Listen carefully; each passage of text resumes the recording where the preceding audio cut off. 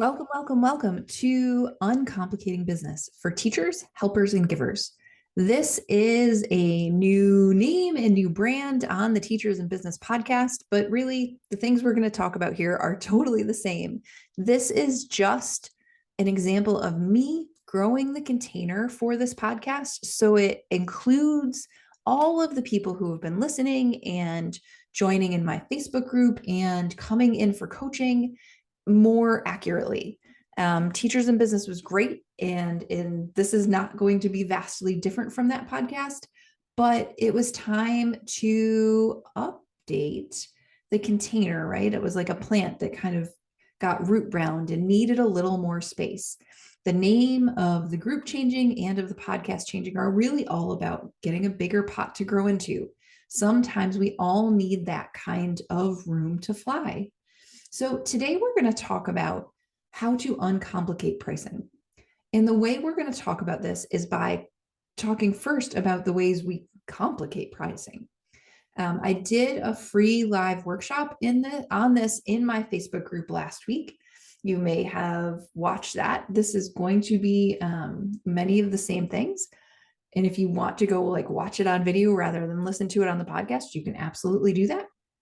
But, sometimes when we hear things a second time, also it hits us differently. So I, invite you to do both if that's the way you want to play.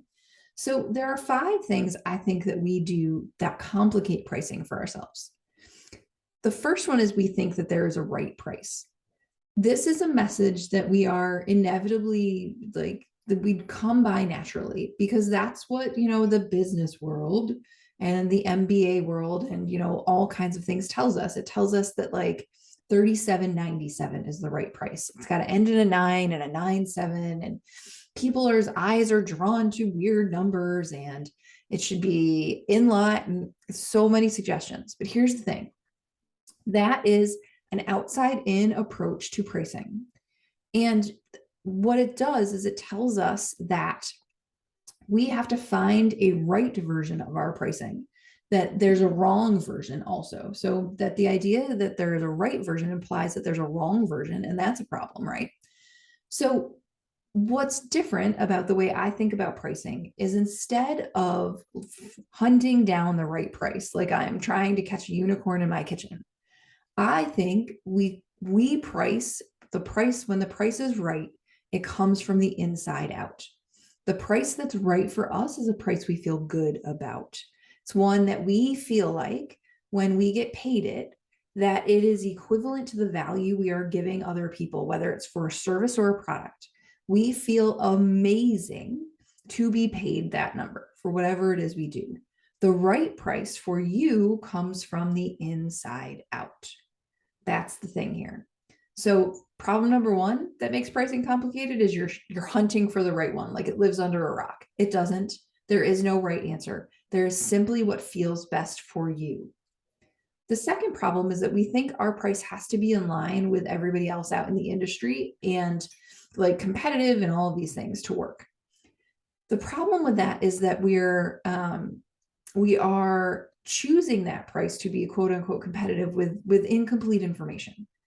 What we don't know is the entire range of other people's prices. And more often than not, the entire range is far broader than we think. I know coaches that charge $70 an hour, and I know coaches that charge $1,000 an hour. I know people in the full range.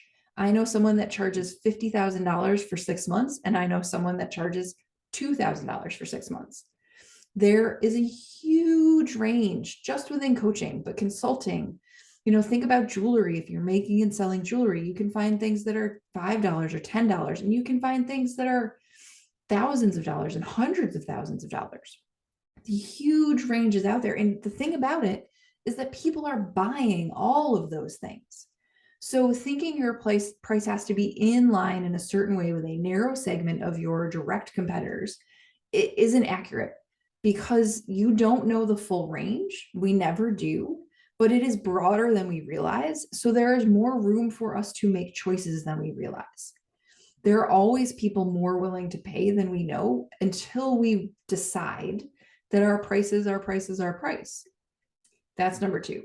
Number three is the deep and painful judgment call that is affordability. When we think our price has to be affordable, quote unquote, we are complicating things because affordability is squishy. It's different for me than it is for you, than it is for my husband, than it is for my best friend, than it is for my mom, than it is for my uncle, than it is for whatever. And affordability often doesn't have anything to do with the amount of money someone has. Affordability is really about what they are willing to pay to get something. And sometimes people are willing to pay a lot more for something they really need or want, even if they don't have the money.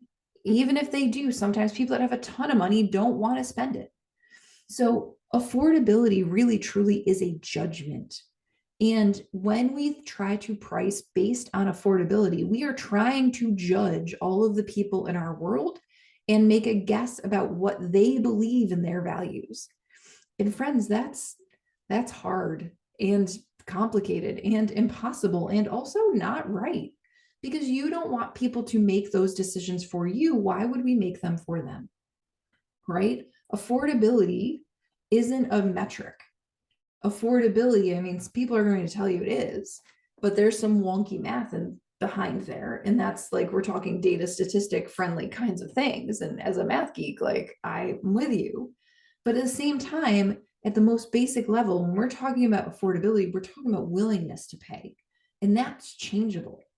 So sometimes we are more willing to pay for something than we are others. It depends on where we are in our lives, what we have, what we don't, what we need the most. And we can't decide that for other people. What they think is affordable is none of our business. Number four is that we think we have to hold on to whatever pricing we choose forever. Like, we get very black and white about it. So like, I've had clients be like, okay, but if I settle on that, I'm going to use it all year. No, that's not necessary. It's not even, I mean, I've had times in my business where I changed the price every time I talk to a new person. I am not saying go that far. That was also like too far of a pendulum swing. But at the same time, you get to choose. And if what you're choosing doesn't work for you, you get to choose again.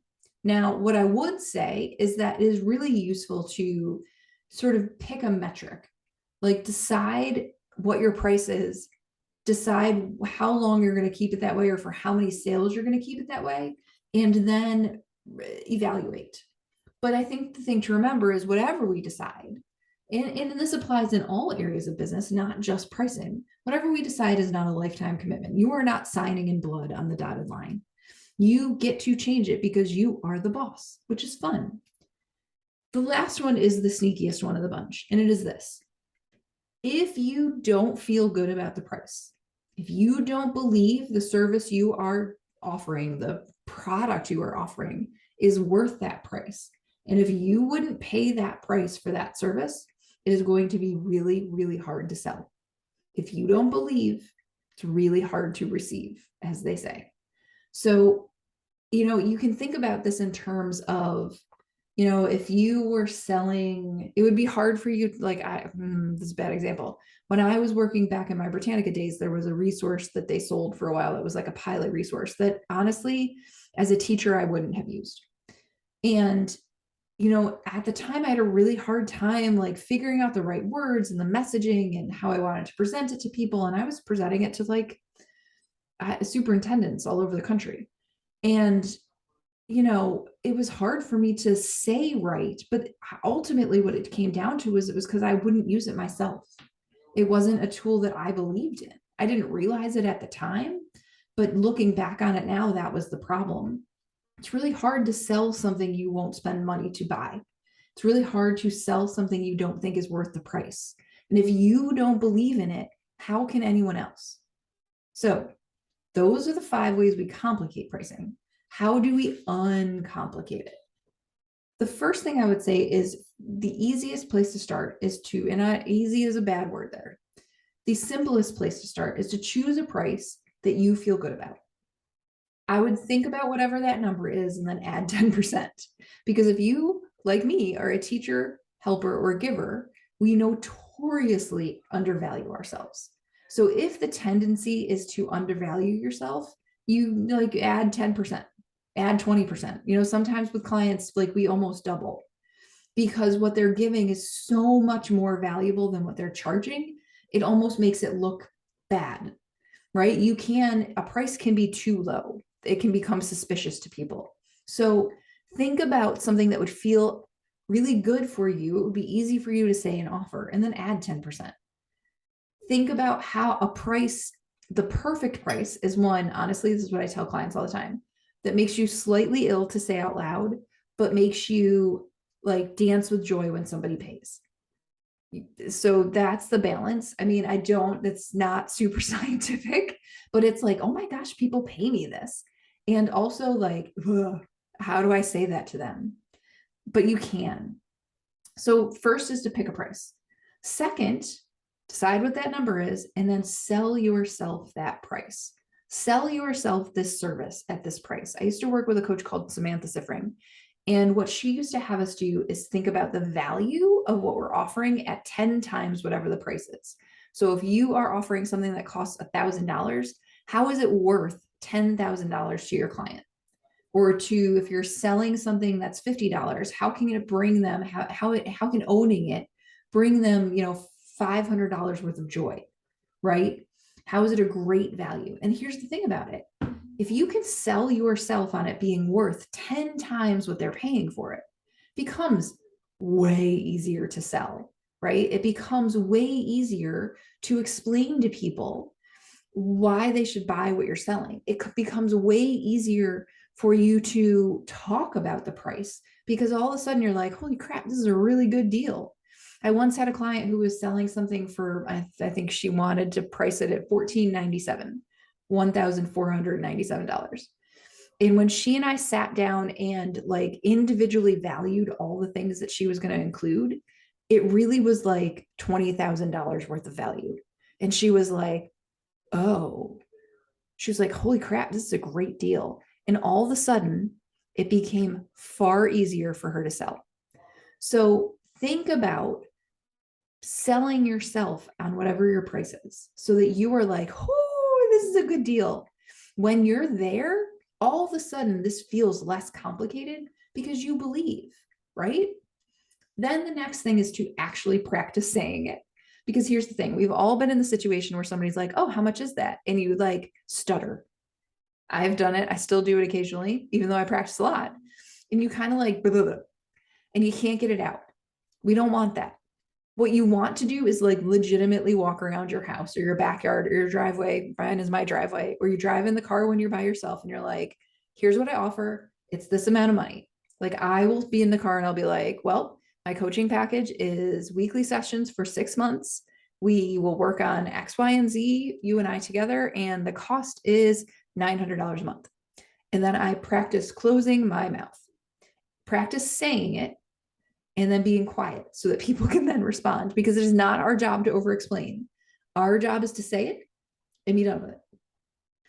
The last thing you have to do is make a decision once you chose your price, once you've sold it to yourself and you've practiced saying it, then you can decide how long you're going to hold on to it before you reevaluate. So it could be a time period. For me, it is often a number of sales. I find that much more concrete than a time period because you don't know how many people you're going to sell to in a time period sometimes. I always think like, okay, after I sell this 5 times successfully, 5 people buy it, I will revisit the price. So for me, it is often 5 people. But then, it's done until I've sold it to 5 people. I don't have to think about it again. Like there's nothing to revisit.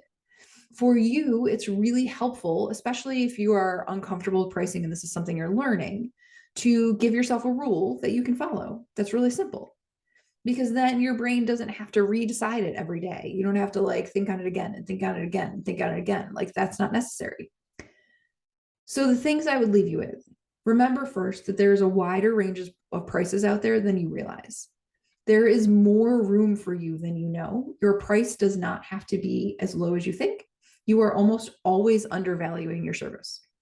The second is your job is to make the invitation and make the offer, not to judge what people do next. You don't get to decide what's affordable for them. You don't get to decide to say no for them. You don't get to pull the punch on your price for them unless you decide intentionally that you're going to for a reason. Like you can give a discount, but not without a purpose. Just a discount because you're feeling bad for them or you're feeling uncomfortable about your price is a recipe for you to feel undervalued. That's not a great business practice. So if you're going to give a discount, do so intentionally with love. Know that's what you're doing, but like be firm on it. And then finally, the thing to remember is that the decisions about pricing are yours. You are the boss. No one tells you what the right price is. You do. There is no perfect price. That's why if you go look for a coach, there's a million different prices. If you go buy jewelry, there's a million different prices. They all work. They all work for someone. Someone is buying them. Yours is going to be the same. You just have to get behind it. If you have questions about this, come into the Facebook group. It's called Uncomplicating Business for teachers, helpers, and givers. If you have thoughts about the podcast change and the group change, send them to me. I'm Sarah at torpycoaching.com. If you have questions about pricing, reach out. I'm happy to help. This is one of those things that we can do really simply in a one bite session. Like I sell occasionally to people one coaching session. They're usually 90 minutes. They're just $200. You come, you bring your pricing woes, we figure it out, you walk away. There's no sales, there's no anything. We just figure out your thing and we move on. So if you want to do something like that, great. And the other thing you should know is we are coming towards the time when I am going to close enrollment for my small group coaching program. We start the week of October 10th. The groups are capped at 4 people each. And the cost for 20 weeks of small group coaching is $3,000. It is an amazing coaching program. We are going to do pricing in there for sure. We always do, but it is really, really useful to both get to work on your individual pricing and see everyone else do it. It's one of the most powerful things in group coaching because what you see is all of the internal drama other people have about their price so that you're not alone. You get to learn from what their approach is. You get to learn how they do it differently than you might. And you get to make your decisions, but also kind of be prepared for the next stage. And so even just in the pricing alone, it's worth the cost you'll pay, honestly, if that's all we do. And that's, part of one session and we have 20.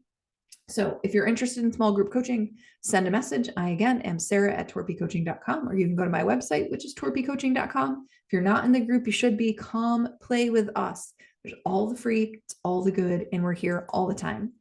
And with that, thanks for joining us. I'll see you at the next episode.